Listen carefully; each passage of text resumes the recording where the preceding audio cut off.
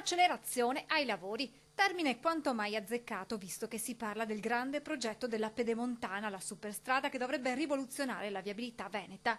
Dopo voci, polemiche, smentite, dunque, lo stesso governatore Luca Zaia davanti ai consiglieri regionali a fare il punto su quella che definisce il più importante cantiere pubblico oggi aperto in Italia.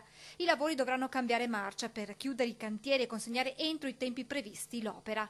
E Zaia ha illustrato la soluzione economica. In aggiunta al contributo statale si farà ricorso all'addizionale IRPEF sui cantieri della Pedemontana. Non verranno colpiti i lavoratori, le casalinghe, i pensionati. Si andrà sui redditi alti, basti pensare che ognuno dei consiglieri regionali ai quali ho parlato verserà circa 2.000 euro all'anno per questa tassa e quindi verranno colpiti ovviamente i redditi alti. Nel dettaglio nessuna maggiorazione per redditi fino a 15.000 euro e oltre i 15.000 euro fino ai 28.000 euro. Dai 28.000 ci saranno maggiorazioni che andranno da un più 1,6% ad un più 2,1% per redditi oltre i 75.000 euro. Nonostante questo, non mancherà di suscitare polemiche, il Presidente della Regione si dice soddisfatto per il nuovo accordo raggiunto. Di anticipare 532 milioni che sono i soldi che dovevamo dare, le risorse di 29 milioni all'anno per 15 anni più IVA, sono 532 milioni, e attualizzarli tutti ad oggi invece e quindi erogare 300 milioni subito invece che 532 nell'arco di 15 anni.